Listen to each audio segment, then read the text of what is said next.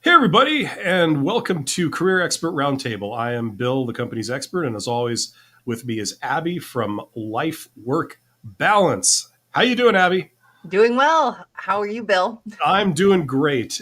This is the bi-weekly live stream that we do where we answer your questions. So if you're watching this on my channel or you're watching it on Abby's channel, send us your comments, send us your questions, send us what's up with you, what you're struggling with, what you're wondering about, and we will do our best to help you out. That's the whole point of this.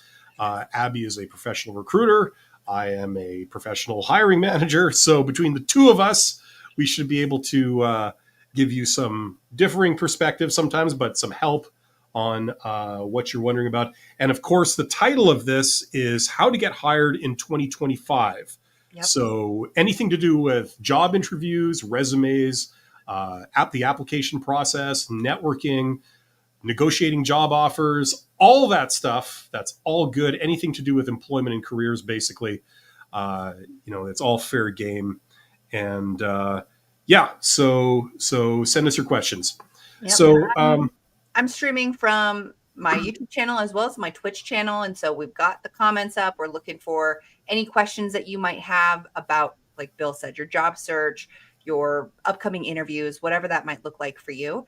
I think the place where I want to start when it comes to this whole process is that job interviews are deceiving because it's not really about you, the interviewee or the candidate. It's about the interviewer and what they're looking for. And absolutely. you have to really like showcase your personality and like sell yourself, which is really hard and challenging for most people to do. So, Bill, I know that you have some opinions on this. So tell me a little bit about what you think sets a superstar interviewer apart from someone that you can't even remember the next day. Well, yeah, great topic to start with, by the way. You have the background in psychology. So the thing that leaps to mind for me is the spotlight effect, right? The spotlight effect, like the idea that, how does it go? Like we're interested in ourselves, but not everyone else is as interested in us as we are in ourselves, that kind of thing, right? It's Yes. probably not a great explanation of it, but realizing that the job interview isn't, in a weird way, it's like it's not all about you. You know, the employer is the one who's interviewing. You're not interviewing the employer. That's not what's actually going on. Like, okay, you can maybe look at it like that, like we're interviewing each other in a way, but yet in reality, they're the ones that called you down for an interview. You responded to their call to action, their job posting, right? And they're talking to several people, right, back to back, several candidates. So it's nice to go down there and talk all about yourself. This is what I can bring. This is what I've done. This is what I know. But really, the perspective of the employer is that they are very much they care about what they are looking for and not much else. You know what I mean? Like not much beyond that. I Yeah. mean, Well, and I think when it comes to like interviewing, we start to think like, what do I need to do to show off my most proud accomplishments on my resume? And what do I need to say about myself in this interview? But we really have to put ourselves in the shoes of the interviewer to really understand why they have this need to fill this position and how we best fit into that. And so it's not about talking about me and how I'm the best fit for this job. It's there's a about line from The Matrix: "Me, me, me." That's what. Yeah, it's not about you. no. And that's what's so hard for people to get across, like, or get in their minds when it comes to the interview and the job search process, is that everything is actually about the person who's reading your application and the person who's doing the interviews. And that's so hard psychologically to kind of get over that hump. Like, how do you even talk about yourself in the other person's mindset? How do you think about what really matters to them when it comes to the interview process? And how do you write your resume for someone else? And so that's, I think, the biggest hurdle for a lot of people who are in the job search process and why it can take so long, because eventually they figure that out. But initially, they're doing what feels good to them as a candidate rather than what might feel good to the interviewer or the hiring manager. I can't hear you anymore, Bill. Can't Oh, there we remember. go. Okay. Yes. I didn't do anything, and then my sound went out. So that always gives you confidence. But no, I was saying have you ever had someone come to your door to try and like knock on your door to try and sell you something, and you open the door and they start talking all about themselves, like this is what I'm doing and this is what I'm trying to do and this is what I have and this is what, and it's like, they're telling you all this stuff, and I mean, do you care? Do you, in the majority of these cases? No, you don't. And what you may care about is like you have some preconceived notions about this thing they're trying to sell you, even if you are, let's say for the sake of argument that it's something that you would buy. Okay, you have your thoughts about it. As far as this is concerned, about as far as vacuum cleaners are concerned, what do they sell door to door? The only thing I've ever seen now. The only thing I ever seem to get is like Jehovah's Witnesses. But I mean, people that are actually selling something, like I don't know what they sell. But yeah, like, okay, vacuum cleaners, whatever. It's like, when it comes to vacuum cleaners, I care about this, this, and this. That's all I care about. I don't care that it's doing this thing for the environment or whatever, right? Like the things that they're telling you about, right? So that's kind of like job interviews. The interviewer is like, I got my own thoughts on what I'm looking for. I'm looking for a candidate that has this, this, this, and that's it. I really don't give a crap about all these other things that, you might have or you might think, I'm listening for this, this, this. Now, if you're not talking to me about this, this, and this, I really don't care. I'm not hearing anything good that makes me want to pick you, Yes. Well, and using your vacuum cleaner example, like there might be a bunch of different things that your vacuum cleaner can do, but if they're not on my list of things that I care about, I'm going to tune you out and move on to the things that I've already done my research on and that I'm looking at to begin with. Absolutely. And so the key to being able to figure out what those things are for the employer so that you can then really present yourself in that way is actually given to you in the job posting. It might not be overtly described in the job posting, but if you are applying for an accountant position, working as an accountant generally is the same set of skills, depending on, what type of industry you're in. But the specific hiring manager who wrote the job posting or the specific organization might have something special that they're looking for from an accountant. And so an accountant from one area might not be the best fit for this specific job, even though the skills in general to do the job are the same. So you have to use that job posting to really decipher what is most important for the hiring manager, for the person who's doing the interview, whatever. So yeah, like if they said like we need an accountant to work in audit or something like that. And for people who aren't accountants, that's like audit is like one area of accounting, one kind of thing you could hire accountants for. So you get a candidate in, the candidate comes down to the job interview. Candidate starts talking about like, oh, in my previous job, I got to work very closely with the CFO of my company. And they showed me like all this like strategic finance stuff they were doing and how they were, doing the treasury. Uh-oh, your mic went out again. God.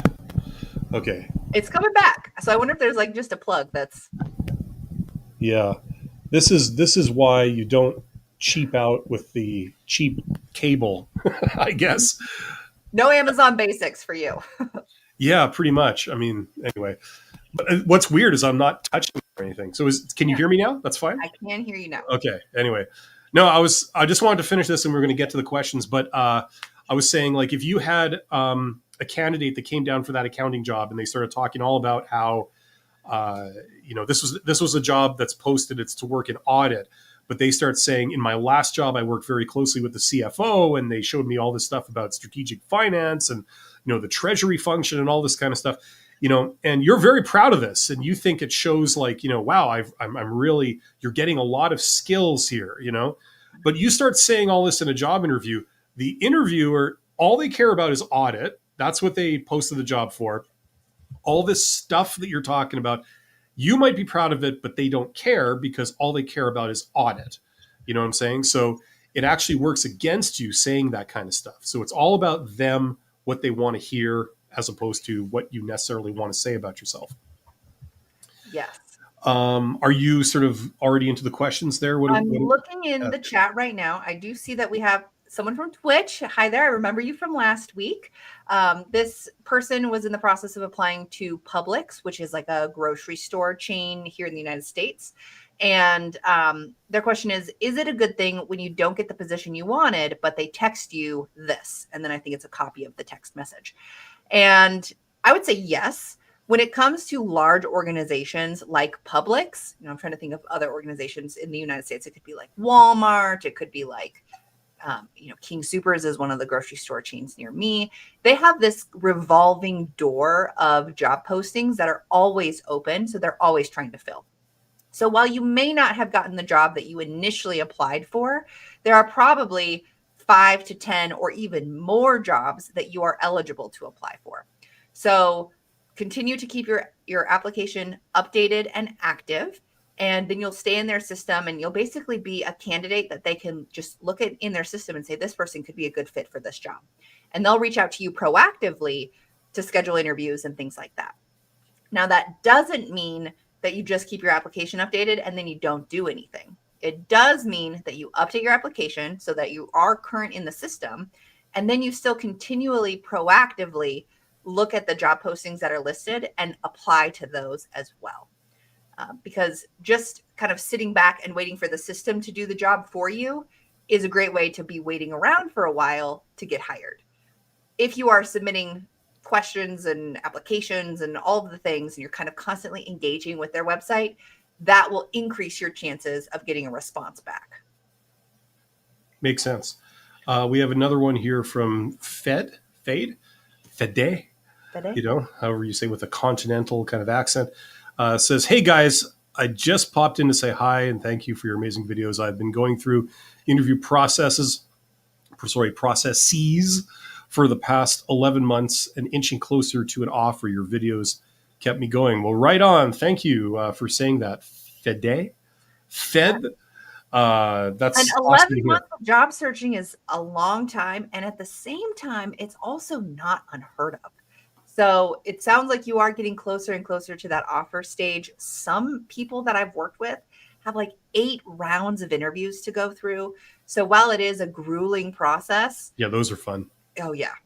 And it's totally unnecessary. But, some organizations do that. So even though it's a grueling process, it does sound like it's starting to pay off. And, if you are getting interviews, then your resume is doing the job that it's supposed to do. If you're noticing that you're getting interviews, but you're just not moving forward in the process, then there's something going on with your interview style that should be examined a little bit more closely.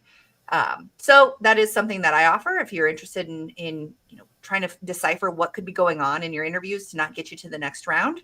I offer interview strategy sessions where we go over that exact question.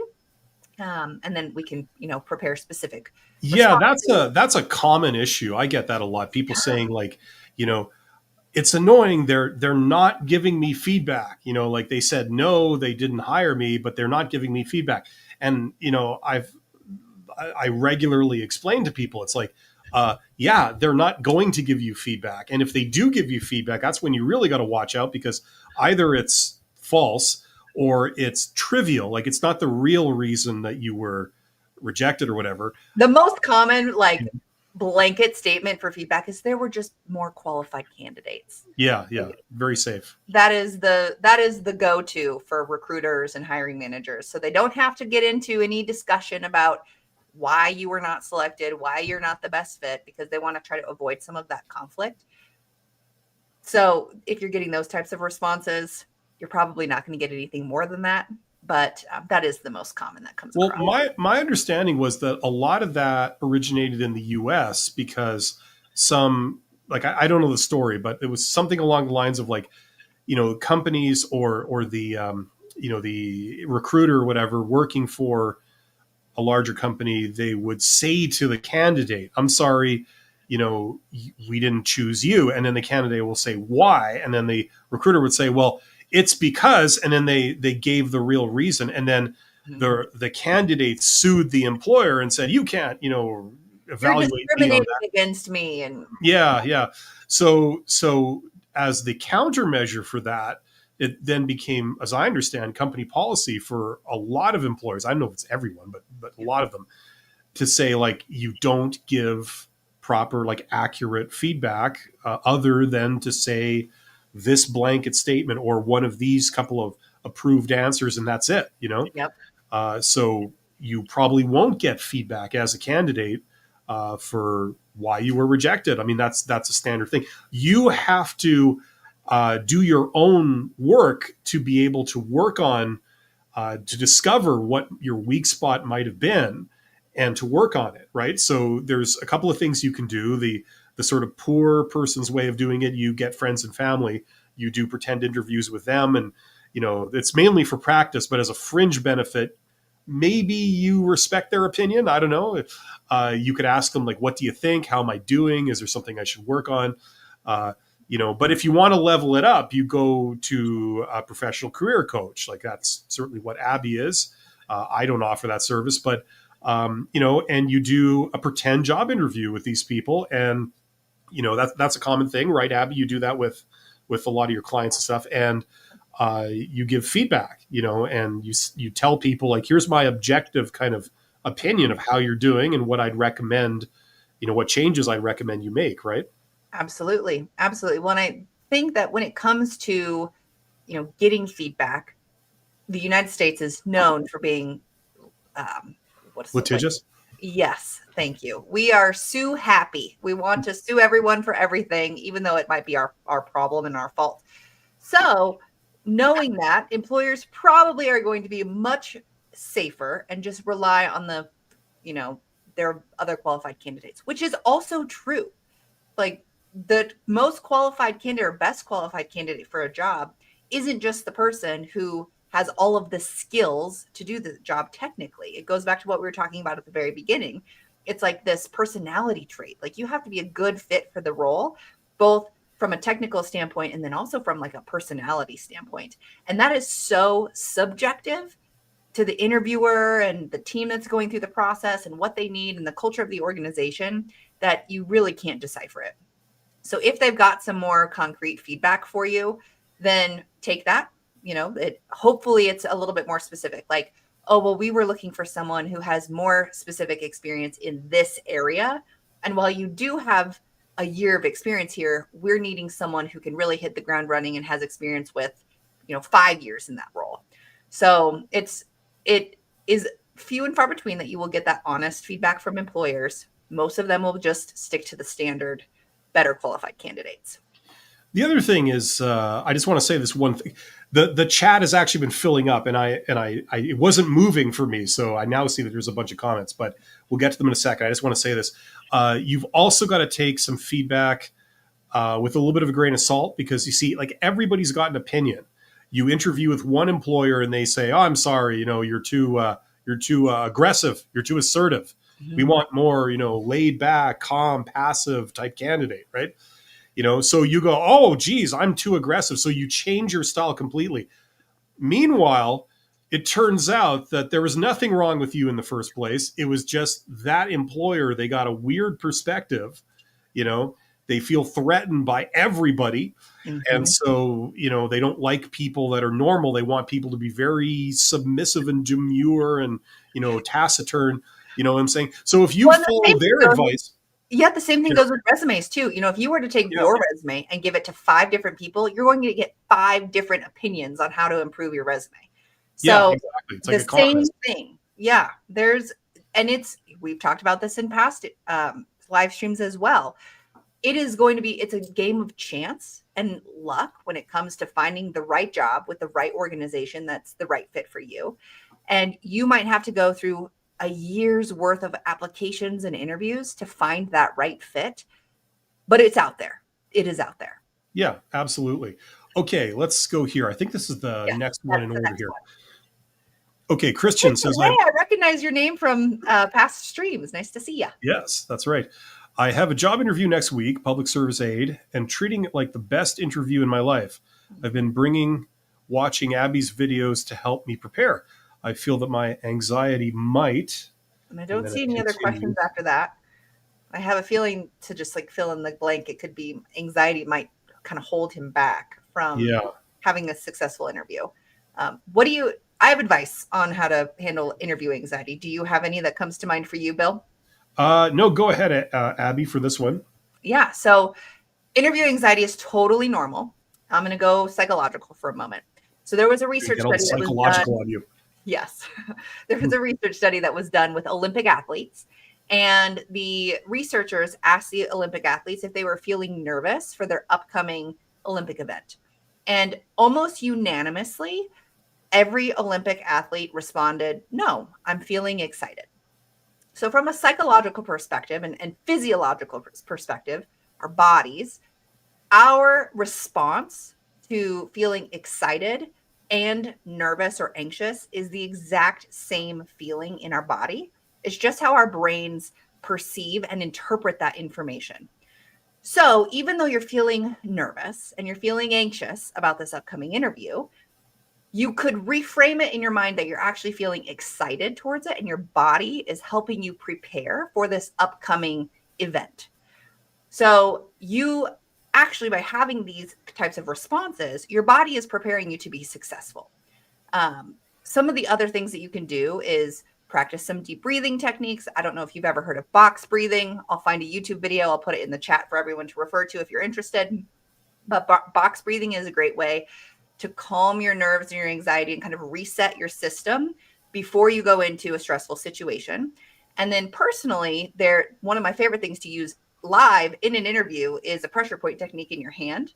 And everyone can do it right now. If you just squeeze this little muscle part of your hand, it can be in your lap and no one will see you squeezing your hand if you're feeling nervous. And that's a great way to just refocus and recenter yourself when you are feeling nervous. Yeah, so Christian's just said in the chat, I know about the hand pinching thing from one of my videos. You can do it in either hand. It's the pressure point that's there for both hands. So whatever is most comfortable for you. Christian, just stick your hands under the table and then just go like that. Really, like really deep and long. Yeah, there you go. That's right. First impressions. That's what it's all about. But along those same lines, the other thing to do is just prepare. So when you review the job posting, if you use ChatGPT or Grok, you can prepare some other interview questions to practice, review your stories that you're planning on sharing during the interview, and know as you're going into this that you've done everything in your power to prepare and be successful in this interview, and that you will be ready to respond to whatever they throw at you. If you feel blindsided, if you feel like you're going to black out and you don't remember what to say, take a deep breath and reset. It's okay to ask them to repeat the question. It's okay to rephrase the question to them, so in a way that maybe makes more sense to you. But ultimately, you got this. You can do this. Grab a friend or family member, Christian. Do some pretend job interviews with them. Mm-hmm. Just practice makes perfect, and then you will.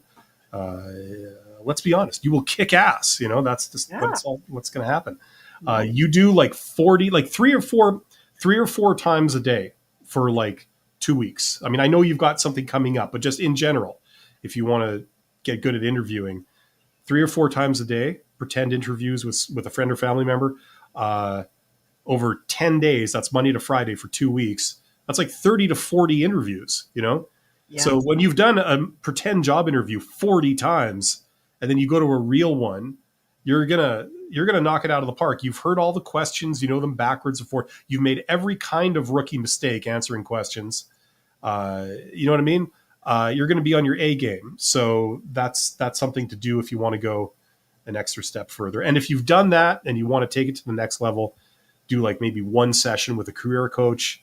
And then it's pretty guaranteed that you're doing okay in interviews. You know what I mean? Yep. That's not going to be the issue for you going forward. Yep. The next comment is from Femi, I think Femi Williams. Okay. And they said, hi, Bill. Hi, Abby. I'm grateful for you both for your insights. After 3 months without work and much fine-tuned effort, I finally received a conditional offer today. Thank you both for your help. And then their next comment, which is 2 down for us, says, I'm waiting here to hear back from another company. Although I've accepted a conditional offer with company A, would it be wrong to decline it later on if I receive another offer from company B? Absolutely not. You do what's in your own best interest, Femi Williams. If you get an offer for one company, but you're secretly hoping for an offer from another more desirable company, take the first one. Hey, what's the worst that could happen? The second one offers you a job. That's a problem people look forward to. You know what I mean? And in that case, hey, if the second company B offers you a job and you want to take it, just tell company A, I'm very sorry. Something has come up. Unfortunately, I won't be able to be helpful to you on this. And so unfortunately, I can't accept this. And you know what I mean? You do what's right for you. That's what organizations do. They act in And you their may even be able to use it as a bargaining or negotiation chip. Let's say that company A is similar to company B, but company B's offer is better, but absolutely. you actually want to work with company A more. Then you could go to company A and say, I so appreciate your offer. I was actually offered another job with this organization. They're offering me this. I want to work for your organization. Do you think you could match or, go over, by $5,000 or whatever the salary option is to keep me with company A, and kind of use that as a negotiation chip? If they say no, then you can go with company B, which is the better offer than company A originally gave you, but they could say yes. So then you could get a win-win where you get higher offer than what they originally offered you and work for the company that you feel more connected to. Yeah, getting overlapping job offers is not like a problem. It's what people shoot for. It's a good thing. Because like what Abby says, you have more options now. Now you don't have to take any crap from anybody. You got two companies. If one is not to your liking, you take the other one. You know what I mean? Yep. It's a good thing. Now you got to be smart about it, okay? Because just something to keep in mind is that if company A says, well, can you give me the details of the offer you've received from company B? What employer? Who are you dealing with at the company? What specifically are they offering you? You don't disclose any of that. That's none of their business. And it has been known that employers have sabotaged offers for candidates. So they'll call up, company A will call up company B and say, oh, I just think it's only fair that you realize that this candidate, we've been dealing with them for a while and they drink on the job and, they're a terrible person and, you really want to reconsider entering. I couldn't in all good conscience not inform you of this, something like that. And they can get stuff rescinded, so having two offers is great. Do what's right for you. Don't worry about these people at all. It's just business, and be smart about it. Don't disclose details to a third party of any offer you get. And while I 100% agree with that, it's also somewhat opposite of the advice we were giving earlier about the interviewing and job application process, because ultimately at the heart of the job search, it is about you, the candidate, and what is best for you, what you need to survive and thrive in your world. However, it's also, when you're applying, it's about tailoring it to the employer and making them feel good and believe that you're all about them, even though you're all about you. So we've got these like two competing themes that are both true. So at the core, we've got you as the candidate. The most important thing to you is you. You've got to do what's best for you. And you've also got to kind of put on this front to each employer and each job that you apply to that it's all about them. Yeah, if you are trying to persuade someone, it's all about them. Mm-hmm. If you are considering, like what your next move is, it's all about you. So yeah, but you have to be able to recognize the different situations. Absolutely. And Femi just put in the very most recent chat, thanks for the advice. I agree that I have to put myself first. Company B, which is Rolls-Royce, is my dream work. So I would not have any regret declining company A. Good. Awesome. Shoot for that dream job. Did we skip a bunch of things? Like there's this name, I can't pronounce it, like alphanumeric kind of thing. And so that person, we kind of talked about them at first. They were from Twitch last week as well. Okay, so we did that. To reiterate what we were talking about with them is, when it comes to applying for jobs, never stop actually applying, even if it's with the same company, just because you don't want to passively rely on the company's website or program to do the applying for you. You'll find that it will take a lot longer for you to get a job if you take a more passive approach. So you want to actively apply, actively throw your name into the hat, actively try to be considered for jobs, which is going to take more effort on your part, but will ultimately make your job search less lengthy than if you were to take a fully passive approach. Okay, so are we on this one here? Is this the next one? Christian no. Again? No, we did that? We actually haven't touched on that one, which I think is helpful, because I think what Christian is saying is what everyone's worst nightmare is if they're not used to being on camera, which is recording themselves and then watching it back. And that's one of my biggest pieces of advice that most people don't follow when it comes to interview preparation. So I highly recommend, best case scenario, that you practice with another person and you record that interaction. Most people won't record that interaction. They'll just want the feedback from the other person they're interacting with. So then the next best thing is to record yourself on video, answering interview questions, and then watching it back and listening. So you're not only listening for the words that you're actually saying, are you answering the questions? Is it concise? Is it clear? Is it smooth, etc.? But you're also watching your body language. So are you making eye contact with the camera? Are you smiling while you're talking? Are you using like crazy hand gestures that are way too distracting? So there's multiple things that you want to watch and listen for when you record yourself preparing for an interview. And then worst case scenario, but better than not doing it at all, is just recording your voice answering questions. So taking your phone, doing a voice memo, recording yourself answering some interview questions, and then listening back to it. Most people hate the sound of their own voice. They cringe at it. They don't want to hear what it sounds like. But if you don't take the effort to actually listen back to your answers and how you actually sound, you're missing out on some key data that could really help change your interview game.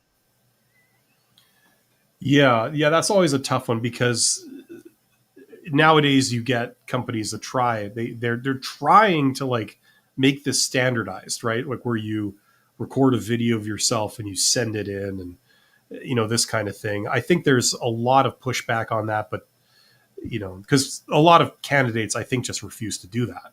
I don't like it. Yeah, I mean, it might be easier for an organization, but easier does not mean that you're going to catch the high quality applicants. Yeah, I mean, we've talked about that before. It's like I think a lot of people are just not into that. I mean, obviously, it's good for the organization. It's more efficient and blah blah. And you know why it's more efficient? Because like you record yourself answering all these questions. They watch the first couple, they make a decision, and then in a lot of cases they won't be watching the others. So it's like it was all for naught kind of thing. You know what I mean? So it's a little bit. You could argue that it's a little bit more dehumanizing, to do that. Absolutely.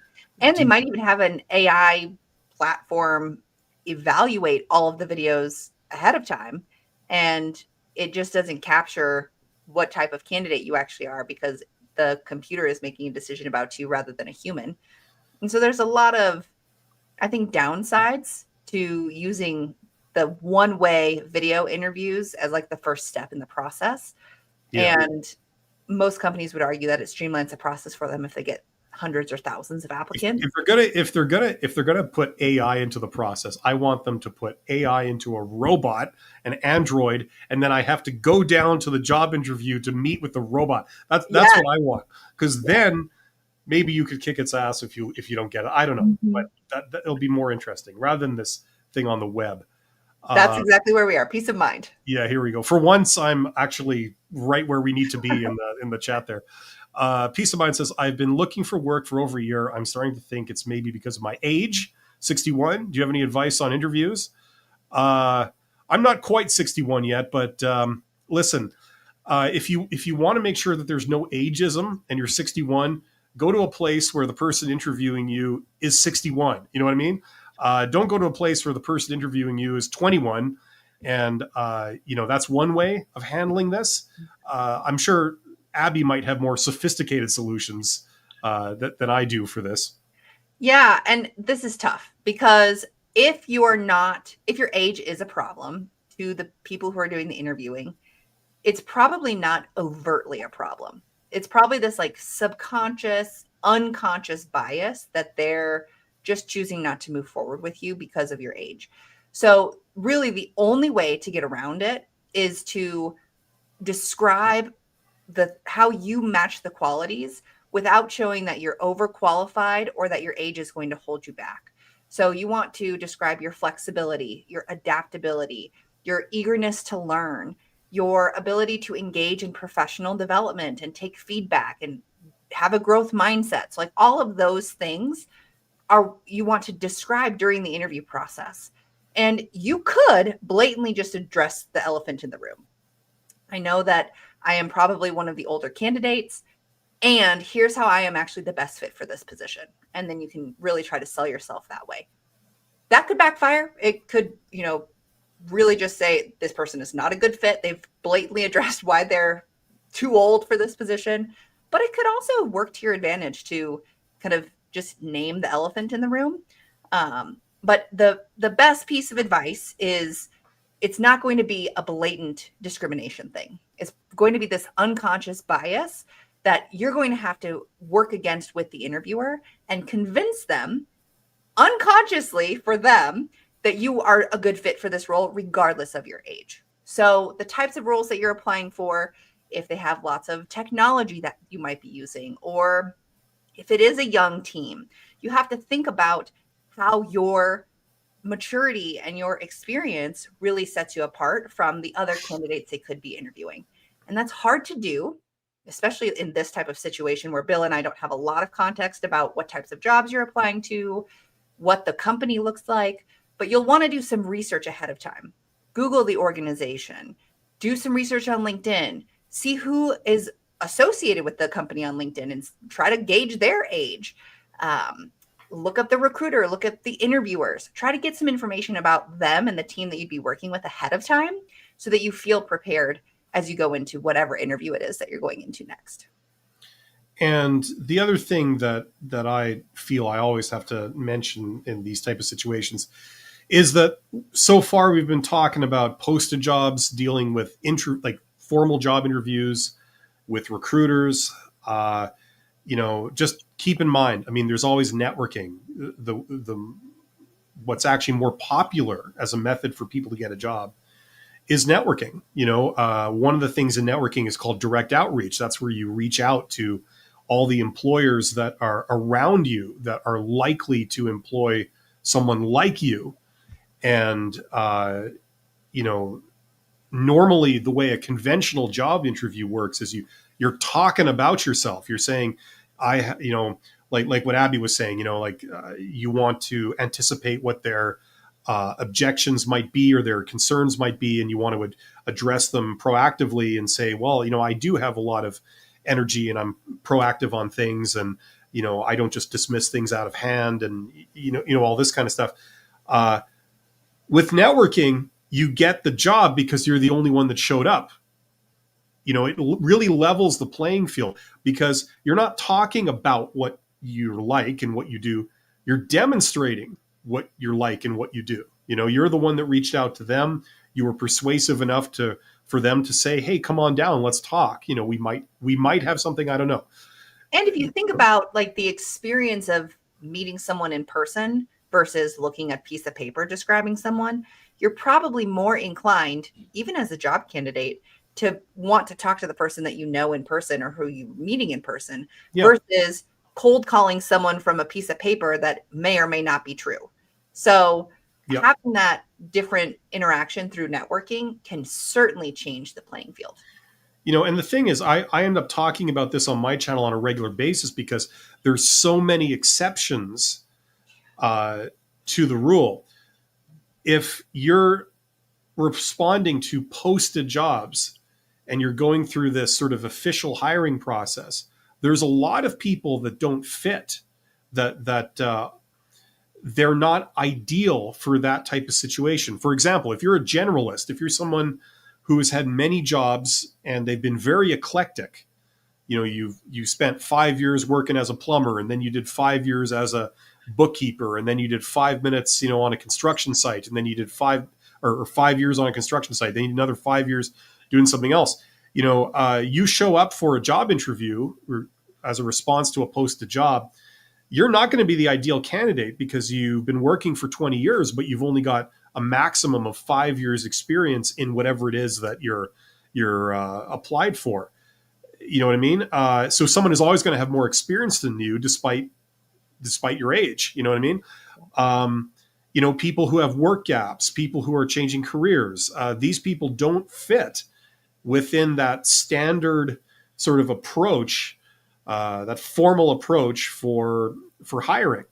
Does that mean that these people are unemployable and they can't get jobs? No, it just means that they go through alternative methods to get those jobs, and those alternative methods are basically some version of networking. Either you just happen to know someone or you reach out to people. and it's a great sort of leveler, um, that can overcompensate for something that maybe a recruiter traditionally would not touch you as a candidate. Maybe you're a homemaker, you're coming back into the workforce after 15 years.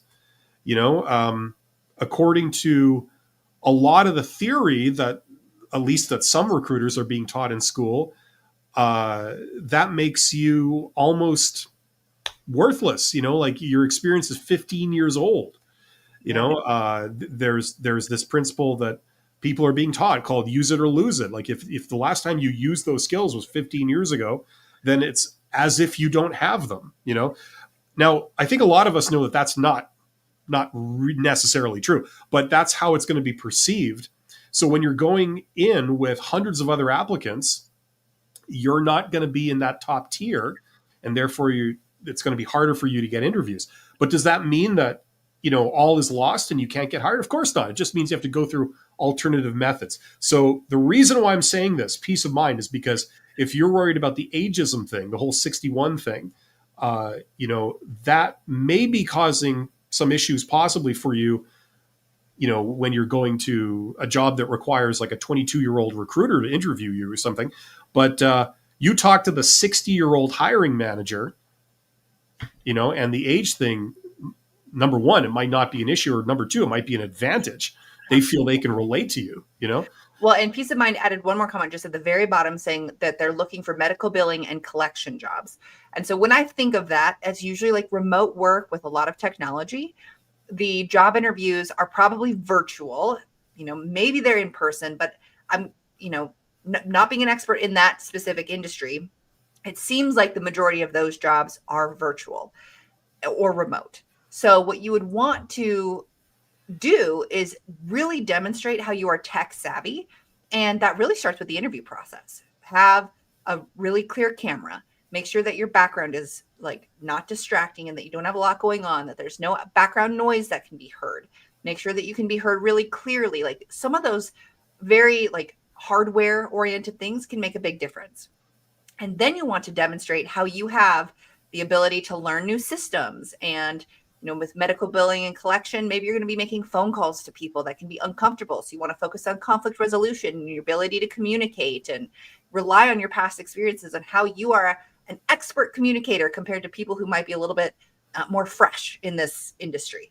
So thinking about what sets you apart based off of your age and how you can really demonstrate that you're still willing to learn, that you still have the ability to be taught new tricks. There's all these things that you can kind of subtly communicate during the interview process to ensure that you are not being kicked out for age-related reasons.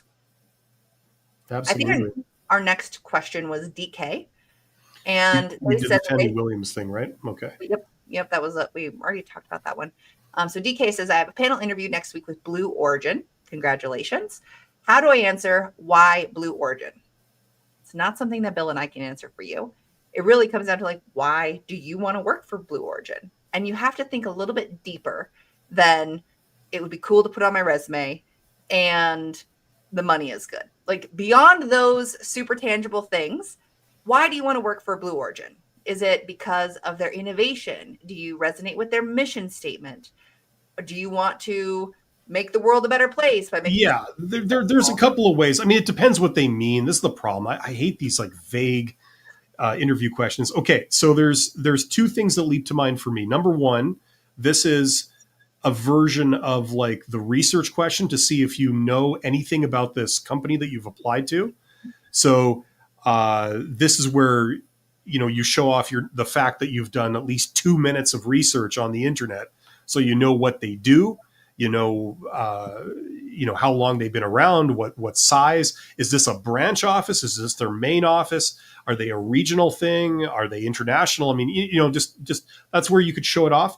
But I think also that this question, it's a variation of why do you want to work here? And that's the answer I would recommend. I mean, there's a number of ways you could answer it. The answer I would recommend is you basically say, well, listen, like why Blue Origin? Well, as I understand it, you're looking for someone who, and then you have this, and then It's like, well, you're looking for someone who has this. Well, I've got that. You're looking for someone who has this. Well, I got that too. You're Mhm. looking for someone who has this education. Well, I completed that years ago and I did really well. You're looking for someone with these skills and this personality. Well, yeah, that's me too. So it seems like I'm a really good fit. That's why Blue Origin. That's Yep. why I'm here. It seems like, I'd be the perfect fit for this. And you're essentially describing the unique value proposition, which is what unique value does this person provide to Blue Origin? And so it's not, again, it's not about you and like, oh, I really want to work in a cutting edge space industry organization. No, we're not going down that path. It's what unique value do you provide to this organization in this role that you will be accepting in the future? Connect the dots for them. Why are you the best fit for this role? What unique things do you have that other candidates don't that make you the best fit for this role? They're getting lazier and lazier as we go into the future. It's like, not only is the question short, it's like, why Blue Origin? Pretty soon they're going to shorten that to just why. They look at you and they go, why? And then you just have to answer that, right? Yep. No additional context. Why? What? Because. And they go, yeah, that's right. Very deep. You're hired. Yeah. Get this person a corner office. Yep. This is the next one, right? This Harsha says, "Hi, Abby. Your videos have been very helpful to structure my CV and prepare for interviews." Yes. Yay. Yeah. Thank you. I've been in processes, but have not been able to secure a contract. Keep your videos coming. Thanks. There's a vote of confidence. Yes, it is. Thank you. And then their next comment is, I do make notes of specific points and practice out loud so that I hear myself. However, I tend to forget certain points during the think of action. How can I how can I overcome this? So I actually just made a video today that I'm in the process of editing where I'm talking about how to prepare for behavior-based interviews. And one of my tips is to use a generative AI platform, ChatGPT, Grok, etc., and have it analyze the job posting for the 10 core competencies to the job that you are interviewing for. So what are the competencies that are most critical to this job?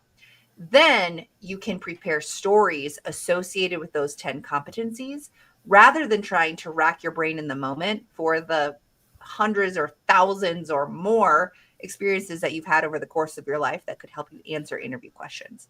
So it's much easier to remember 10 things than it is to remember an infinite number of things. So what I recommend doing is in the preparation process, copy the job posting, paste it into generative AI, ask it to analyze the posting for the top 10 competencies associated with the position. And then based on what it generates for you, build stories and think of your experiences that are associated with each of those competencies.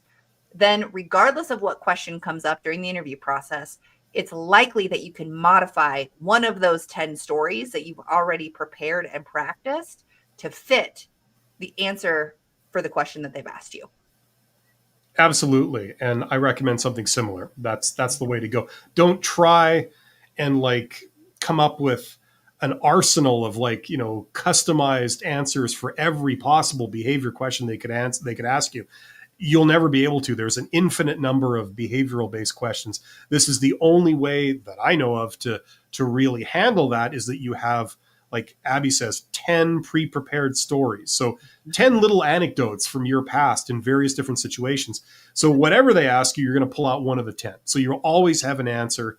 You pick the story of yours that fits it the closest. And you might have to change a couple of little words here and there, but basically you'll always have an answer right on the tip of your mind, tip of your tongue, forefront of your mind, and you'll be okay. And you think of it like a toolkit. There's many thousands of different tools out there, but the basic toolkit of 10 tools to get most jobs done, that's what you want to have prepared. And you can modify each of those individual tools based on which one you choose to pull out for which specific question that's posed to you. And chances are you'll be able to tweak it in some way, shape, or form to match the question they've actually asked you. Yeah. What are some common tools, Abby, that are there's a lot of jobs that require them, like the ability to learn from your mistakes, problem solve. Yep. Yep. So problem solving, communicate with other people, conflict resolution. Some of these are related, like Like customer conflict service. with coworkers, conflict with the Yep. boss, right? Yep. It's good if you have one of each of those, something Yep. like that. Or, like, so conflict. So it could be, 3 or 4 different situations. You could have conflict with your direct supervisor, conflict with someone that you're working laterally with, Yeah. conflict with someone who falls below you in the hierarchy, and then even conflict with a customer. And so there's lots of different ways you could go with conflict. Um, you know, Collaboration. So working in a team, communication falls into that too. Yeah. Miscommunication, which is also somewhat conflict resolution. I mentioned problem solving earlier. Leadership, maybe even people who are not formal leaders, like they don't have a title where they officially supervise people. Yeah, But any big wins you've had, like you've done a really amazing accomplishment at your job. You were given a chance. Some project was like put in your charge, and you won with flying colors. You did a great job. You were commended by your boss. Like that would be a good story to be able to tell, like how you yeah, succeeded in doing something. flexibility and adaptability. Plans change all the time. So how do you pivot? And how have you pivoted successfully when you had, maybe one priority and then you had to pivot to a different priority or had to be flexible with your schedule? So there's lots of things that come up. And again, what I would recommend doing is you could probably use a generative AI platform to say, these are the types of jobs that I'm applying to. What are the top 10 soft skills that I should really focus on, being able to showcase during interviews? And it Yeah, will that's great generate, advice. generate some ideas for you. I think we're on this one. Amazed says, I recently started a new role about 2 months ago, but I'm beginning to realize it may not be the right fit. Oh, That's not good. How can I explain this to a recruiter during an interview without raising concerns? You might not want to explain that, because what that's going to say about you is that you're the type of person that takes a job and then has second thoughts. mhm, And mhm, if they start to see you as that's who you are, they're probably not going to want to hire you, because if they hire you, you might have second thoughts. mhm. So I'd keep that under your hat. I wouldn't disclose that. I don't know if Yeah, you can willingly disclose. offering it up wouldn't work well. Yeah, yeah. I And try to obfuscate that if that's the real reason. yeah, and I recognize Amazed from previous live streams, so thanks for coming back. It's great to see you. Yeah, Um, and I think, yeah, proactively explaining that could harm you. If you have it listed on your or on your resume that you started 2 months ago, and they're like, "Why are you wanting to leave this job specifically?" Then I think you're kind of in a spot where you do have to answer it. You can't just avoid answering that question. And so, what I would do is talk about kind of the self awareness about it. So, I was really excited about this opportunity. It wasn't quite what I was expecting it to be. It sounds, you know, being in this position for 2 months, there was a miscommunication about what the role and responsibility really was. And so it's better for me and better for the organization for me to start looking for something new, something along those lines. yeah, that's pretty good. That's probably one of the most benign things you can say. Yeah. There was a miscommunication. I was given to understand that this was the role, and it turns out it wasn't. The role is this whole other thing. Yeah. So unfortunately, it's really not, doesn't play to my interest, unfortunately, or my So it's skill. not about your lack of commitment. And it's not even about the organization. It's about your self awareness that this job isn't the best fit. And so you're not giving up on you're not just quitting the organization, but you are, wanting to engage in opportunities that are probably a better fit for you. And then further down the line, being sure that and I don't think this is like a international thing, it's more US, but best practice is the 2 weeks notice. So if you get offered a new job, then saying I would like at least 2 weeks before my next start date so that I can give my current company some time to start to fill my position. Um, Yeah, and I would also make sure that you're a little proactive in saying things, because you know by saying this, you never know what they might interpret or read into it. They might think like, okay, you're very finicky. Mhm. Things have to be exactly the way you're expecting it, or you get upset and you leave. Or you just can't tolerate a little variation in your role, which is reasonable. It comes up from time to time, whatever role we're in. Occasionally you're asked to do something that's sometimes a little bit outside of your role, technically speaking, but it's not unreasonable. So I would be proactive and I say, like, listen, I understand that, our roles are, to a degree, they're fluid. You sometimes do things that are a little bit outside of your strict role. You're asked to do things outside of them, and we have to be flexible, and I am. But this was a whole other level. This was like a completely different role, and that's going a little too far. So just I would address some of the common ways they could read something negative into your explanation and proactively address it. Say, this wasn't that, like, I'm flexible, and I'm prepared to commit, but this was really far outside what is generally considered reasonable, Yeah. just to make sure that they can't take it the wrong way. Yeah. And ideally, it doesn't come up. Ideally, there's no questions about your current position and why you're leaving or anything like that. And you can just skate over that. But if it does come up, shorter, to the point, and moving on about, your personal growth and development and what you can bring to this new role, focusing on that is going to be better in the long run. Absolutely. We have. So yeah, DK was the person who was talking about having their interview with Blue Origin next week. Okay. So their, passion is they want to take humanity to the stars. And then they also said that Blue Origin take humanity to the sun. That's the next step. Yeah. Burn. Okay. Literally. Said they reached out to me because I have 13 AI patents. So it sounds like this person was kind of headhunted by Blue Origin.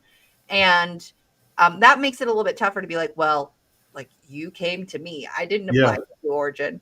And so that's, again, in that case, when they say, why Blue Origin, you say, good question. Yeah. Why should I pick you? Yeah. And the answer is, yeah. Why? Because it's a little weird that if they headhunted you, they would ask you that question, Yeah. And it's maybe even one of those reverse things where they're like, okay, we want you, but we want to make sure you want us too. Yep. Reverse thing. Games. Yeah. Mind games, right? Yep. Yeah. And so when it comes to that, if they ask why Blue Origin, well, then you can agree that you want to take humanity to the stars. And then you also emphasize the unique value that you bring to Blue Origin through these 13 AI patents and other things that you've done that set you apart from other people who could be competing for the same job. Absolutely. Yeah. So I think we've got to the end of the chat. So that's always good. So get in the chat. So if you guys have questions, anything to do with careers, job interviews, job search, resumes, posted jobs, hidden jobs, networking, all that kind of stuff, negotiation, offers, you want to quit your job, whatever, we're here to help. So get in the chat wherever you're watching this from, and we will do our best to help you out. Yeah. Here we go. Danielle Jones says, how to describe your worst job. These are like these negativity questions. They think they're so clever for asking these. You see, they're trying to get the dirt on you. It's all like, you're going to present like a sort of sales pitch about like how you're the greatest person that's ever lived, right? And they're not completely stupid. They realize that, like, that's probably not true. You probably have some things in your past that aren't perfect. And this is one of the laziest ways of trying to get you to just tell them, everything bad about you. Is they say, like, so tell me about the worst job you've had. Tell me about your worst trait. Tell me about your biggest weakness, right? Like those type of questions. So it's a trap. Yeah, it's a balancing act to like answer these things. Yes. And when it comes to answering these types of questions, they are trying to set you up to hear the negative things. And so I'm trying to understand if this is like describe the worst job you've ever held or describe a job that you would never want to work in. Just break down and cry and say, I'm a terrible person. It was a terrible job. Yes. And so what I would do if I were posed this question during an interview is try to flip it to be more positive. So, some of my strengths are this. And so I really struggle in a situation where there might be, lack of communication in an organization. So here's what I would do if I were in that situation to ensure that I have the communication needed for me to be effective. So you kind of flip it to talk more about your strengths and how you might handle that type of situation, but not necessarily go into the details about the worst job you've ever held or what would make a job the worst job ever. It's being more like, I recognize that there are potential negative aspects of every job, and here's what I would do if I was faced with that type of situation. I recognize that there are potential negative aspects to every job, but that job sucked. Yeah, I would go one step beyond. I wouldn't even take this bait, okay? Because they're not asking about you directly. They're asking you about some intermediary thing. In this case, it's your job. So if I was asked this, I would start my answer by saying, well, I mean, of the jobs I've had, it's hard to determine which one was the worst. I mean, they were all pretty good for me. I didn't really have any issues with any job that I've ever held. And then in order to try and give them something, because you can't really end it there and like you're kind of refusing to answer the question. So you got to give them something. So you'd say like, well, okay, so my second last job, I don't know if it was the worst, but it was the one where, in terms of continuing your career, it was a bit of a sort of tangent. It went off and I did that for a bit. Then it kind of came back. So I don't know if that means it's the worst, and then you talk about that job, right? So it's like you're answering the question, but you're not giving them anything really negative. You're not saying, oh, they're all a bunch of jackasses. And, my boss was an alcoholic. And you know what I really learned there? I really learned, how to spot bullies. So I'm always looking for bullies, you know what I'm saying? You don't want to give them negative things about you, right? They're trying to bait you into giving them all kinds of things that they can then use to eliminate you, right? Yeah, so don't take the bait, Yep. is what I would do. Absolutely. And I think that's a good question, because there's also some other like random questions that could come up. So Bill, one time I was asked in an interview, how would you describe the color red to someone who can't see? I do very badly on questions like that because I'm a very technical person, very fact, not intuitive, not abstract, very concrete. So I'm useless at that kind of stuff.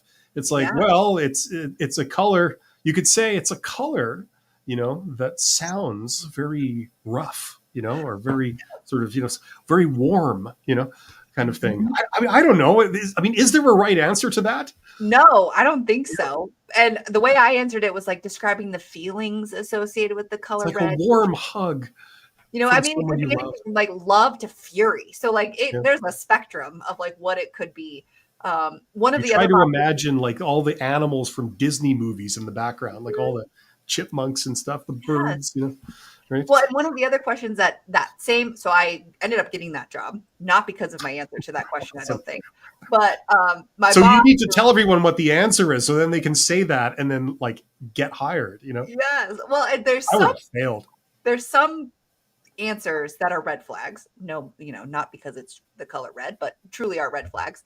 And my boss who asked that question would also sometimes ask in interviews, if you could be any type of insect, what would you be and why? The friendly insect. Yeah. That's what I do. There was one time where someone's answer to that actually got them rejected from the job. They said they wanted to be a praying mantis because they hated all the men in their lives, and they praying mantises to men. I was like, okay, well, that's probably not a good thing to say. You want to kind of stay away from that sort of thing. And the color red, it reminds me of blood, which reminds me of murder, which reminds me of hippies. God, I hate hippies. What was the question again? Don't say stuff like that. As a matter of fact, I listen to true crime and I'm obsessed with serial killers. Like maybe not that tangent yet. But when it comes to answering those kind of like left field questions that blindside you, I think the intention with those types of questions is to really see how you think on your feet. If you like completely freeze, if you stick your foot in your mouth and you say things that indicate that you definitely aren't the right fit for the role because you have this hatred towards the other gender. So there's like, that's what I was going to ask. Like what is the purpose of a question like that? And how would you, are they fishing for something, or it's just, as long as you don't say anything negative about any one person or any one group, you pass. Is that how that works? I mean, What's the point? honestly, I think it's truly how you work under pressure, because it is a question that there's really no right answer to until you put your foot in your mouth. But even that is subjective. Like, you might Yeah. have someone on the other side of the table who's like, I completely agree. I would also be a praying mantis. So I think, depends. In most cases, I would say the point of those types of questions is to really throw you off and see how you function under pressure. And Ah, I'm trying to think, back to that job in that interview, there were not a lot of moments where you needed to really like think quickly on your feet and like deal with that type of random thing coming out of left field. So I'm not quite sure the purpose of the question, other than just to be silly in the interview process. But those types of questions do come up and they do exist. And I think there's like a super common one from Google, which is like describing why manholes are round. yeah, Um, that's kind of a cliche.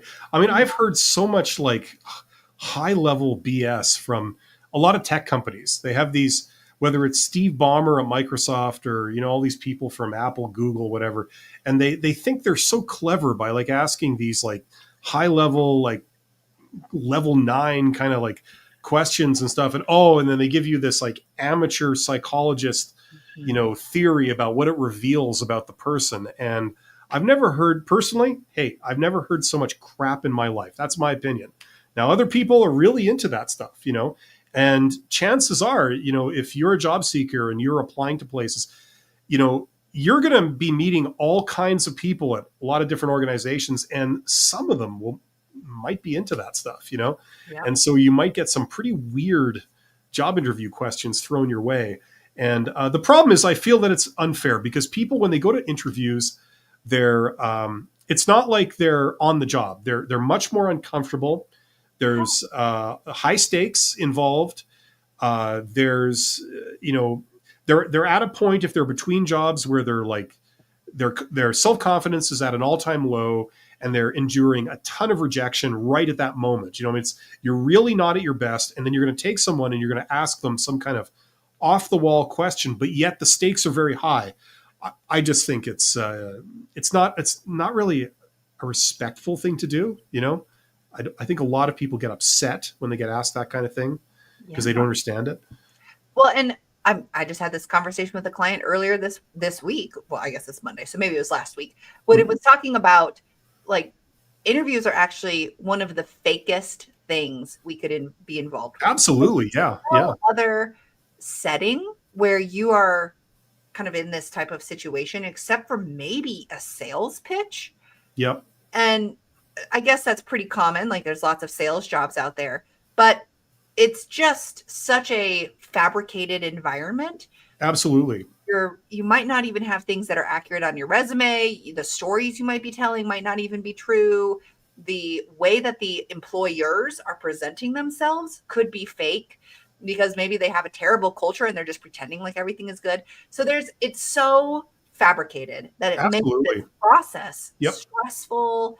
And it's unfortunate, because I don't really know the answer to how to make it more realistic, other than, having a trial period where you don't really interview anyone and you just have people come in and do the job for a week to a month. I mean, I agree with you. If you're not a lawyer and you're not a salesperson, this will be the most artificial exchange you will ever have in your life. Yeah. That's the reality.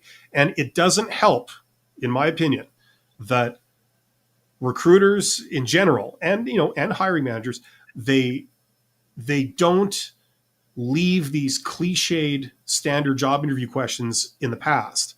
They don't move on to new things. Instead, they ask the same old questions. Now, we each have YouTube channels where we tell people how to answer job interview questions. Like, when they ask this, you say this. It's very fake. Very strategic. And the only problem is that it's just common knowledge. It's public knowledge. Mm-hmm. You're expecting them to ask this, and you've prepared for it, and you give a canned answer to it, and they recognize a lot of canned answers. You know what I mean? It's just very, very artificial. one thing that helps is if you're talking to a hiring manager or someone, or even recruiters, where they're not just confining themselves to these like cliched standard job interview questions. You're actually having more of a free flowing conversation Yes. by not reading questions off a sheet, and just having a free flowing question. And I understand that, especially in larger organizations, they are pursuing this thing where you want to put all the candidates side by side. So you want to be able to ask exactly the same questions and compare their answers side by side. But like, I understand that, but I do think that despite that, it still doesn't make any sense. It would still be superior to have a more organic conversation. There's definitely some disadvantages to that, but there's a lot of advantages to that. And I think in that case, the pros outweigh the cons. Yes. And there's, when it comes to interviewing, the proverbial they are trying to standardize the process. And the only way to do that is to ask the same set of questions in every interview to each person. And even just the process of standardizing adds this sense of rigidity and lack of flexibility. Absolutely. Yeah. And so that then confines the interviewers to this like mindset that they have this specific set of time that they have to get these specific questions answered. And then they have to like grade people on a rubric, which is also standard. Yep. And it just really dehumanizes the whole process. Yeah. And what they're trying to stay away from is those biases that, people are deciding to just hire their friends because that's who they know and that's who they're comfortable with. But, really what it comes down to is if you could just sit down with someone who meets minimum qualifications for a job and just talk to them person to person without being worried about them suing you or whatever might be going on, chances are you'll probably find someone who's a better fit quicker. If you Absolutely. Yeah. I mean, for a start, the whole standardization thing means that you can never ask a question that's based on, like, it's tailored to a candidate in any way. Yeah. No matter what they say, you always have to ask the same things, right? Yeah. What's usually more fruitful is if you have a conversation with somebody, you maybe start out from the same point. Maybe you ask them about what they've done. Like that was the old kind of idiot's guide to doing a job interview. If you don't know anything about anything, you never conducted a job interview before, just put the candidate's resume on the table in front of you and then just ask them questions about it. Oh, I see you've done this. What's the deal with that? Why did you do that? What did you learn there? Like this kind of stuff. But by definition, those questions are tailored to the individual. So if they give you an answer, you could say, for example, oh, why did you do that? Why do you say that? I mean, it's all tailored to that individual. If you're doing it on a rubric, by definition, you can't ever follow up with anything. One level is as deep as you go, Yep. So, it's just, but this is a known thing. And I think this is a barrier to people. How fake these interactions are, they're a hindrance, not a help in being able to really, for both parties, you would want the company to want to see that employee, get to know them a little bit better. And the fact that you can't deviate your questions or, have a conversation with them, I mean, it totally works against you. So yeah, it makes the whole process feel more robotic. Yeah, not to go on a rant or anything. Yes. Which actually kind of leads us to Christian's next question, which came into the chat, which said, how do you prepare for the unexpected? Questions out of left field, realizing there will be more than one person who will interview you, etc. Make sure you can bench press at least 1,400 pounds and then wear a cape to the interview. You'll be prepared for anything, let me tell you. Yep. Except in the U.S. where people could have guns. So I'm not sure. So safety first. A bulletproof vest under the cape. Mm-hmm, mm-hmm. Get that special backpack. Did we answer that with sufficient helpfulness? I don't. I think one of them, like when it comes to expecting the unexpected or preparing for the unexpected, is knowing that you can't prepare for everything. And so that there might be a moment where you need to just take a deep breath and a pause before you respond. So questions out of left field. Take a moment just to quickly try to analyze the question and see like what the point of this question is. So going back to those examples that I gave earlier, how would you describe the color red to someone who can't see? What type of insect would you be and why? Like those really have no correlation to the actual position that's being interviewed for. I'm going to try and remember your answers for both of those, Abby. I would have not have done well for both of those questions. Yes. Or let's say that you walk into the interview and there's suddenly 5 people sitting in front of you rather than the one person you were expecting. That both of those things, questions out of left field and there being more than the person you were expecting in the interview, are things that you cannot control. So what are the things that you can control? Well, you control what you say. You can control how you say it. You can control how fast you speak. You can control how you introduce yourself to those people. You can control, like there's lots of things that are within your control, and focusing on those things that you do control feels much more empowering and ultimately will help you build confidence if you kind of practice that mindset more often. And Bill, you might roll your eyes, but I'm going to put a link in the chat to 7 Habits of Highly Effective People. I never roll my eyes. Hey, it's all good. Yeah. But this is my most favorite book that I recommend when it comes to like personal development that really also applies to professional environments. It's by Stephen Covey. And, it's called Your Circle of Influence. What sorts of things do you have influence over that might concern you, but you can do something about it?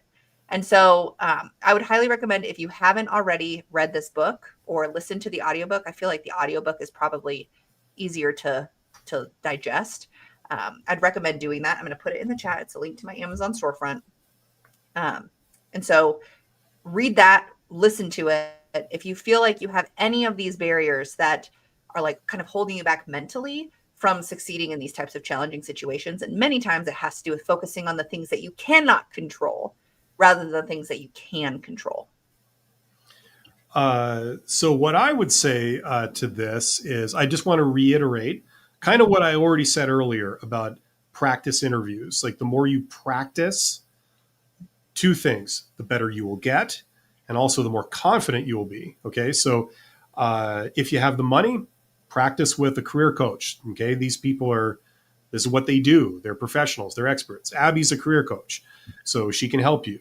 You could do a lot of sessions with her, or you could do 1 session with her just as a sanity check, get her objective opinion of how you're doing in a pretend interview with her. Now, for most people, okay, once again, what I recommend is grabbing a friend or a family member. These people might not be geniuses, okay? They might not be, HR professionals or whatever. You might not, you can probably barely tolerate them in a lot of cases, but, they're around. They're not doing anything with their lives. So you might as well get them to help you with yours because you're going places, right? Get them to pretend to be an interviewer and to interview you as a practice thing. They can make up the questions themselves, or they can go on the internet and find some questions, or you could give them a list of questions, whatever, and practice interviewing with them. It's a completely different thing than you practicing by yourself, just, memorizing answers to yourself. Okay. This is a whole other level of practice, right? Where you practice with someone. It's going to feel awkward. It's going to feel weird, and that's good. Okay. So if you do that enough times, as I said earlier in the chat today, 3 to 4 times a day, 3 to 4 interviews a day, maybe with different people even, for 2 weeks, like Monday to Friday. So that's like 30 to 40 interviews. You do that. First of all, you'll know every question backwards, forwards. You've heard it so many times. And then you'll have a lot more confidence in your ability to do an interview, because when you go down to an actual job interview, they're asking you the same stuff as what you rehearsed for the most part. Okay. So you can do that. And then if you want to go like above and beyond, you can prepare like contingency answers when you don't really know the question, the answer to the exact question that they asked you, but it's sort of like a fallback answer. Okay. Now, what I'd recommend is the most common one of these is, the job posting, the requirements section where it says we're looking for someone with this, right? First of all, print a hard copy of that out, take it to your interview, put it on the table or whatever. If you're physically going to, a company, or if you're doing like, a Zoom call or whatever, like have it like just nearby so you can see it, and highlight the requirements. Okay. So you can just glance at it. It pops out. And when you don't know what to say, a good fallback answer is to just remind them that you have the first thing that they're looking for, the second thing, the third thing. Even if you don't have it 100%, they want 5 years experience, but you only have 2 years, something like that. But speak to it. Say like, well, I have this, how would I handle that? Well, I'd rely on the fact that I have this education that you're wanting, that's seen me through, whatever. Get some contingency answers, some fallback answers. And between all this stuff, no matter what the hell happens when you go to the interview, you're probably going to be fine. You know what I mean? Yep. That's covering your bases quite well, I think. Yep. There you go. And sometimes they're just trying to throw you off just to see how you respond. So being calm, cool, and collected about it is going to be your best way to move forward. Even if you feel like you're stumbling, even if you're not quite sure if what you're saying is what they're looking for, take a deep breath and push forward. Yeah, throw it back at them too, say, so how am I doing? That kind of thing. Yeah. Right? Did I answer your question? Seriously, those are good. That works too. Yeah. The next comment is from DK. So they said they interviewed last time 12 years ago. A lot has changed. Standardized questions now versus custom candidate specific in the past. A lot has changed for posted jobs. Yes. But not for networking. You can always go around, and most people do. Anyway. Yep. And I would say if you are applying to posted jobs, it sounds like with the last position, you maybe were headhunted and they found you, which is great.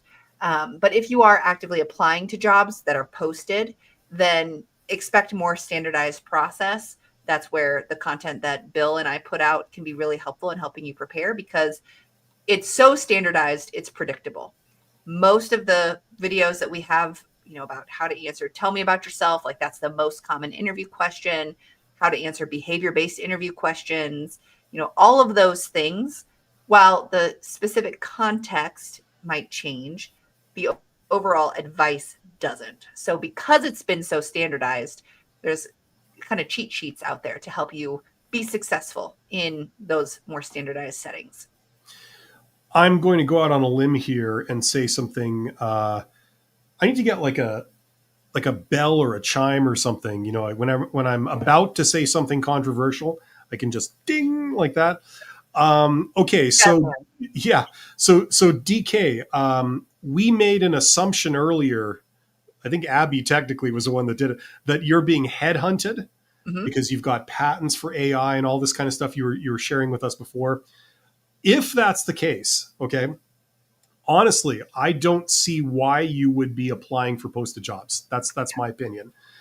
You should just be reaching out to companies you want to work with, learn how to do that. If you don't know, I have a course that talks about it, but one way or another, learn how to do that if you're not already doing it. And just that should be really the meat and potatoes of all you need to do to find your next kick-ass position. You know what I mean? Like if you're in demand, you got some serious skills, your people see your value immediately. That will really open doors for you. That's where all the good positions are. You know what I mean? They're not hiring strangers for those positions. They're going to the best. You know what I mean? So I would exclusively look there if I were in your shoes and our assumptions about you were correct. Yep. I would agree.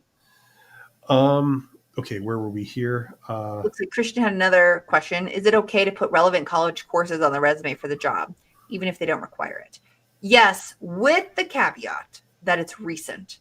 So, for example, if you have graduated from college and it's been more than 3 years since your graduation, I usually recommend that you do not include your graduation date. And kind of along those same lines, including those college courses, unless they are like explicitly related to the job that you're applying to, yes, probably don't want to include.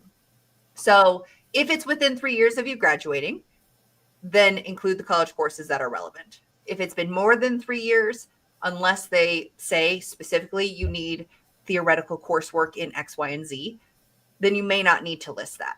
If you feel like it could set you apart from other candidates, list it. It just may not give you an additional advantage, and it takes up valuable real estate on your resume that could be used in different ways. Absolutely. I agree with that. V Cynical says, any tips for interviewing in front of a panel, such as interviewing for an apprenticeship for the union? Panel interviews, it's exactly this. In my opinion, it's exactly the same as talking to somebody one-on-one. Just that the questions are going to come from like 5 people instead of 1 person. The only added complication is that you got 5 people there to learn their names and to learn who the hell they are, because it really helps knowing who the person is. Like if there's 4 people and you know, okay, that person is the CEO, that person is the recruiter, that person is like the hiring manager, that they're going to be your boss if you get this, and that person is some kind of weird outside consultant, who's not super familiar with the company. They don't work there, right? But they're advising the CEO or something on like who they should hire. It helps knowing like who the people are. So if they ask you a question, you can kind of speak to their concerns. You know what I mean? Yep. So if you're talking with a panel, the advice I always give on this is if you have a business card, print up a business card for like the equivalent of $20. Just take, if you're on LinkedIn, take the header of your LinkedIn profile, essentially, put it on a business card. And then when you get in the room, you take out your card. Like I got a pocket here. You take out your card, you give it to these people. They'll give you their cards, right? If this is a physical interview. And then you could put those on the table in front of you so you could remember their names and who the hell they are. And that helps in a panel interview. And if for some reason you don't have business cards, I know they're starting to go away. They're not as popular now. What I would recommend doing is always, if you're in an in-person interview, bring like a Padfolio or a notebook and open it up to a blank piece of paper or your page that has some notes on it and jot in order where people are sitting, what their name is and what they do. Now, it's possible that at the very beginning, they just introduce themselves and just say their names. It's okay to ask some additional follow-up questions. Like if they just start off and say, my name is Abby, and then the next person's, my name is Bill. Say, thank you, all of you. Hi, for Bill. Yeah. names. Yes. Then saying, before we begin, could you give me a little bit more insight on, what you do for the organization? Then they might go into deeper detail, like, my name is Abby, and I'm the recruiter for this position. My name is Bill, and I'm the CEO of this company. They then can give you some of those additional comments about their position and the organization and how they fit into this and why they're in the room. As a recruiter in the past, I'm not currently a recruiter, but in the past, what I would like to do if I knew that it was going to be a panel interview is I would list who was going to be in the interview and I would list their position. So if someone was interviewing for a role, I would say, Abby will be in this, recruiter, Sarah will be in this, HR manager, Jack will be in this, hiring manager, whatever that might be. So it gives a little bit of context, but that doesn't always happen. So I've also put in the chat my most recent video on panel interviews and what to expect when it comes to panel interviews. But what Bill said earlier is essentially the same, I guess, advice and information, which is there's not much difference between a one-on-one interview and a panel interview. You should be showing up and be behaving in a very similar way. And I'll give you bonus points if you can cause a fight to break out among the panel while they're interviewing you. Yeah. That's when you take it to a whole new level. No, it's exactly the same. It's exactly the same situation. They're just questions are coming from different people instead of one person. And it's the same in every other respect. Mm-hmm. Yeah. Don't be intimidated. Okay. Don't you got like, you might, I don't know. I don't want to psych you out, but you might have like 4 or 5 people staring at you. It's okay. Don't worry about it. It's just like you're talking to one person. Right. And just remember, some of these people are kind of clueless, right? They were asked to be in the interview. They don't really know the job very well. They don't know job interviews. Yeah. So, yeah. And one of the things that I've found when it comes to people who are inexperienced interviewers, not interviewees, but interviewers, is that they are going to really rely on that list of questions they've been given.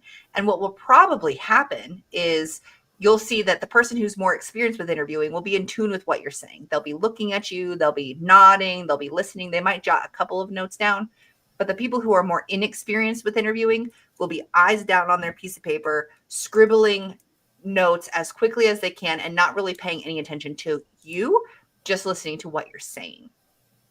So that's just something to keep in mind when it comes to panel interviews is there will be people who are more comfortable with the interview process and there will be people who are less comfortable with the interview process. And those who are less comfortable will be really focused on the resources they have. V Cynical also says, what are some little things that people don't think about but make them stand out to the hiring manager? it's all about your attitude. Like, listen, your application was about your technical qualifications for the role. The whole point of like being face to face with you, or at least at the end of a camera with you, is to see what you're like as a person. So just go in there, be friendly, be agreeable, be what's the word? You kind of want to read the room. You want to Yeah, mirror how it's the other positive. person is showing up. If they're very professional, kind of by the book, they, are not as like friendly and like comfortable, then you want to keep it relatively professional and locked in as well. But if they're like making some jokes with you and smiling and laughing, you don't want to be completely stuck in that robotic mode. You want Yeah, to try to build people work with who they like. People hire who they like. Who's like, especially the hiring manager. I mean, whoever you hire, you now have to work with that person every single day, right? So you're not going to pick someone that's, on paper they're a genius, but in real life, you guys don't get along. When they say something to you, you misinterpret it. When you say something to them, they misinterpret it. When they say something, you get offended. When you say something, they get offended. Like that's not the person they're going to pick. They're going to pick the person that is easygoing, is helpful. They want to help out. They're friendly. They have a certain passion for the role. They want to be there. They're excited to work with you. That's the person that they hire, right? All things being equal. So you go in there and you be that person, and that's all you can do. Yep. I think we have time for one last question, which came through from George. Okay. How do I recover when I realized I flopped in the second technical question and I sense the interviewer seems to have made up his mind, and I feel the tension building up? It's a good question. What do you think, Bill? Okay, listen. Now, understanding that your options might be limited here and being able to salvage the situation, one option is to address it directly and say, like, listen, I have been preoccupied. I've been thinking about that last question you asked, and I feel that I perhaps didn't give as good of an answer as I normally could have done. Would we be able to revisit that? Would that be okay? Or something like that. Like, you could try and directly address it. Mm-hmm. It might be possible to just move forward and make up for it, in some way. If you know I got to read this exact question here. You flopped in a technical question. Okay, I feel the tension building up. So it's kind of like the interviewer has decided, based on their answer to the second question, I'm going to just go through the motions to finish this interview, but they're out of the running. Yeah. Yeah. And sometimes you can't recover from it. Yeah. I would say if you realize this and you also recognize that what you could have said instead that would work out more in your favor, I think it's perfectly acceptable to say, like, I'm processing what I said for the second question you asked me. And if it's all right, I would like to come back to that one, because now that I've had some time to digest it, I actually think my response may be different. Something like that. Yeah, that's pretty good.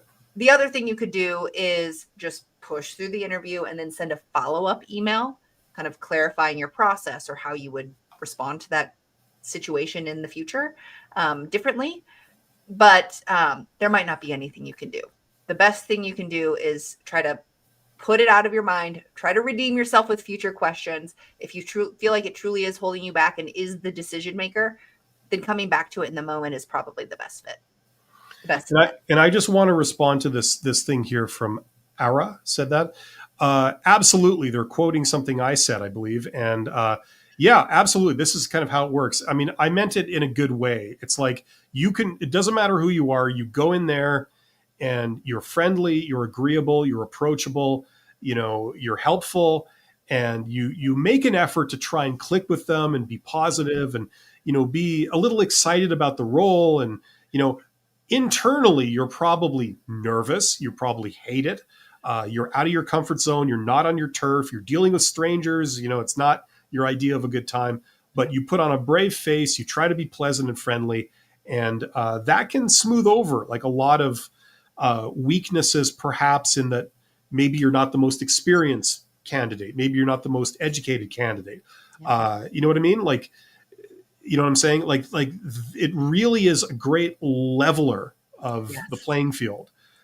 Just your attitude, because you get a lot of brilliant people coming to job interviews that are technically they've got a lot of experience and skills and education, but they get in there and they're argumentative, they're finicky, they're kind of a little annoyed. It just doesn't click with people.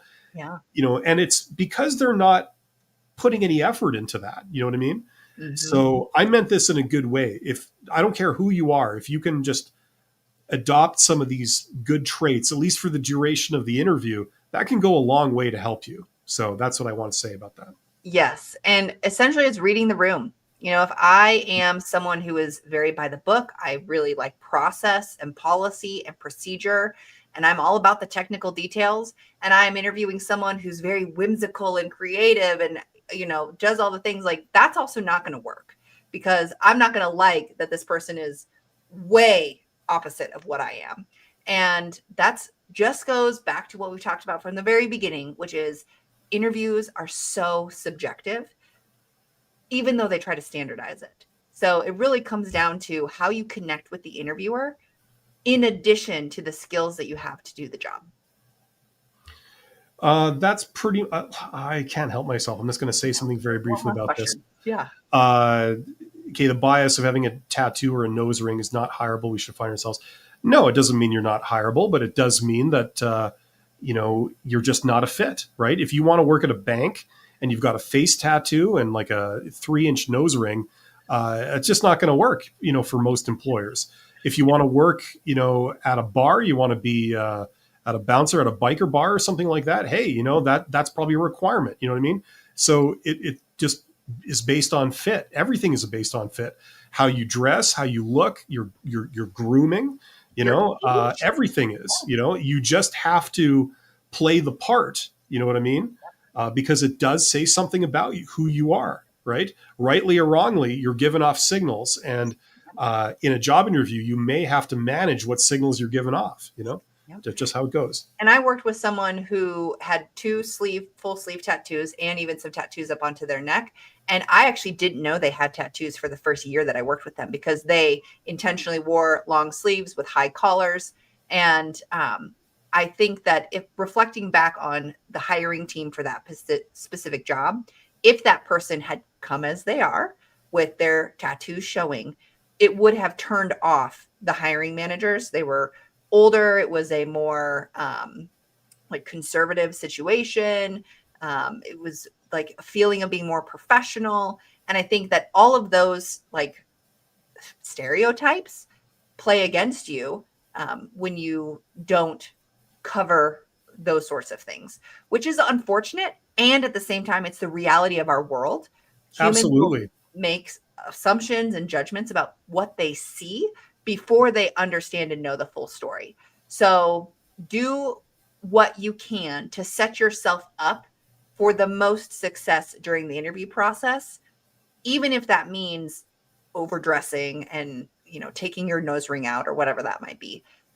If it could prevent you from getting the job and it's within your control to cover. And at the same time, if covering or removing your nose ring or whatever that is such a deviation from who you are, then the job and the situation that the job is in is probably not the best fit for you. Yeah. Why would you willingly put yourself in a situation where you're going to be constantly judged for who you are? It just doesn't seem like that would be a good fit. Absolutely. That's just human nature, so learn about it, you can be who you want. And I actually like people with an edge. I like people that have something weird about them. I think they actually make the best employees, where you're working with a bunch of people and each person has got some weird hobby or they have some weird thing, I think that gives them, and I mean, it's not a matter of thinking. I've seen how that gives them unique insights into stuff. Absolutely. Rather than always getting a plain vanilla person that's as boring as they come. Yes. You know what I mean? We should always hire people who are different from us, because it's going to push us to think outside of the box and innovate and be creative. But people in business want to do what's best for the business, which makes us scared to deviate from the standard. Yeah, like it's all cosmetic. We all know it's all cosmetic. It's not any kind of statement of who you are or what your capabilities are. But the reality is in some businesses, if you show up with tattoos and piercings and whatever, it's like the real litmus test is how do the customers feel when they see somebody at the company, in that attire, like you know Absolutely. what I mean? And if it's a turnoff for the customers, then it's just not going to fly. Usually for the employer, not because the employer is imposing some weird standard on people. It's because they're in the business of making money. They have to make customers happy. And if this is not what customers are into, then you know what I mean? It just doesn't support what they're trying to do. So the Absolutely. best is where you have that stuff. I think it's awesome that you have that stuff, but you're able to sort of cover up when you need to, when you're trying to make a first impression or something, you work at the bank, you're trying to close a big deal or something like that. Anyway, we have to jet. Actually, I'd love to stay here and rant about this stuff all afternoon, but Yes. we have to take off. Thank you to everybody who has participated, asked questions. We got some great questions, really awesome. I had a great time today, and we will be back.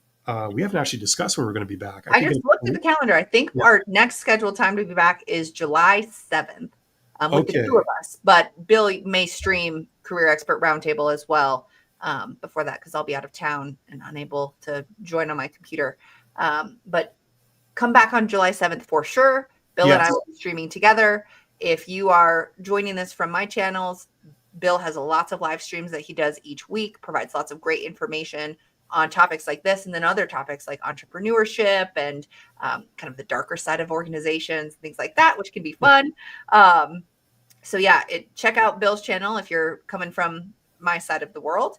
And And check out Abby's channel if you're looking for a career coach. If you're watching this on my channel, I don't work with people one on one for like career type stuff. So if you're looking for that, if that is something that you feel you need someone to work one on one with you to give you the confidence, give you the sort of very specific pointers that are tailored to you, check out Abby's YouTube channel and check out some of the services that she offers as a career coach that can work with you one on one. And get you that kind of stuff if you're looking for that. We'll be back on July the 7th. Until then, thanks everyone. You guys are awesome, and we'll see you soon. Take care. bye, everyone.